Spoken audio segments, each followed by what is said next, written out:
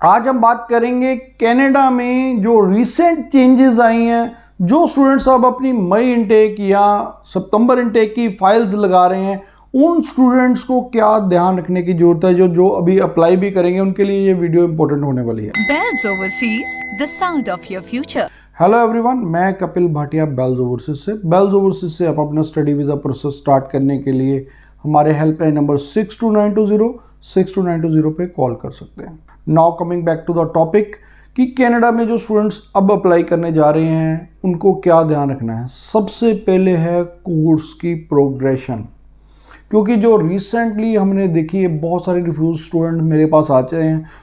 मेरी नेचर है कि मैं हर एक की रिसर्च करता हूँ, डीप जाता हूँ, और जब मैं देखता हूँ कि उनके केस पढ़ता हूँ, उनके सारा एनालिसिस करता हूँ, तो यही देखता हूँ कि बहुत सारे स्टूडेंट्स ये गलती करते हैं कि या तो सेम लेवल का कोर्स लेते हैं या जिसमें मार्क्स कम होते हैं जिस सब्जेक्ट में उसी से रेलिवेंट कोर्स ले लेते हैं। एक और गलती स्टूडेंट्स जो अक्सर करते हैं कि अगर आपके एकेडमिक्स लो हैं तो आपको जर्नल प्रोग्राम लेना चाहिए और वो प्रोग्राम अच्छे वाला ले लेते हैं। सपोज अगर आपके मैथ में मार्क्स कम है, नॉन मेडिकल का स्टूडेंट, तो वो कंप्यूटर सिस्टम टेक्नीशियन का ऐसे प्रोग्राम ले लेते हैं। वहाँ पर ये चीज़ें गलत हैं। तो एक तो आपको कोर्स प्रोग्रेशन ऑफ स्टडी लेना है, दूसरा आपको अपने प्रोफाइल के अकॉर्डिंगली चूज़ करना है कोर्स। तो ये स्टूडेंट्स के कारण बहुत सारे स्टूडेंट्स रिफ्यूज़ होते हैं। आपको पता है कि ज़्यादातर स्टूडेंट्स जो हैं इंडिया से अप्लाई करते हैं। हालांकि कनाडा चाहता कि डाइवर्सिफाइड होना, पर डाइवर्सिफाइड हो नहीं पाता क्योंकि जो स्टूडेंट्स ज़्यादातर अप्लाई करते हैं वो इंडिया से होते हैं। इंडिया से भी स्पेशली बात करें तो पंजाब हरियाणा से ही ज़्यादा स्टूडेंट्स अप्लाई करते हैं। तो इस कारण कहीं ना कहीं उनके पास नंबर ऑफ़ एप्लीकेशंस बहुत ज़्यादा होती है, तो उनके पास एज होता है कि अगर कुछ स्टूडेंट्स को वो रिफ्यूज़ भी कर देते हैं तो भी उनका जो टारगेट है वो पूरा हो जाता है।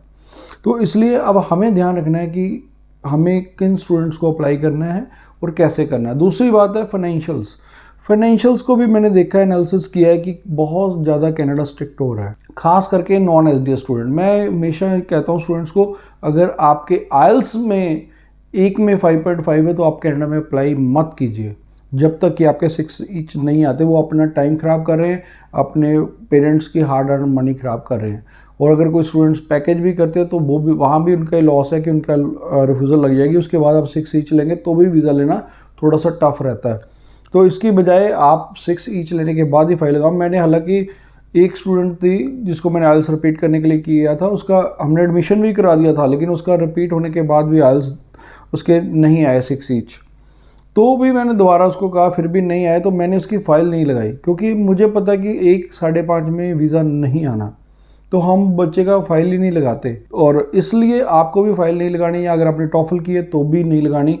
पीटी का लो स्कोर है, 60 से कम है, मत लगाओ फाइल। अगर पीटी का भी हाई स्कोर है तब लगाओ। और दूसरा फाइनेंशियल्स चाहे आपकी एसडीएस है चाहे नॉन एसडीएस है, जो लगाओ।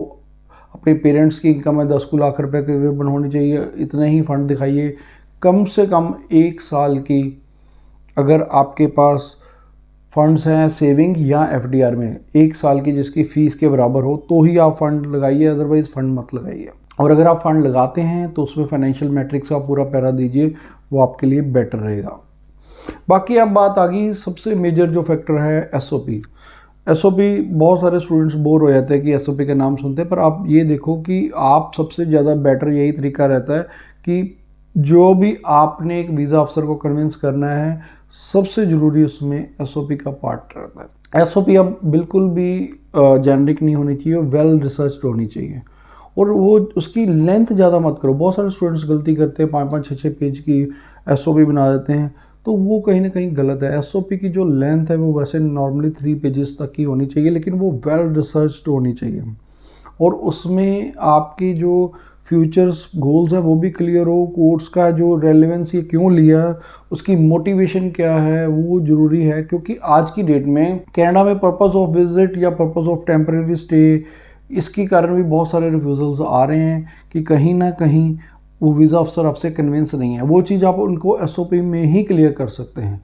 फिर भी अगर किसी स्टूडेंट को कोई और क्वेश्चन है या क्वेरी है उनके माइंड में, नीचे मुझे कमेंट कर सकता है या हमारे हेल्पलाइन नंबर 6292062920 पे कॉल कर सकता है। Thanks for watching. Bells Overseas, the sound of your future.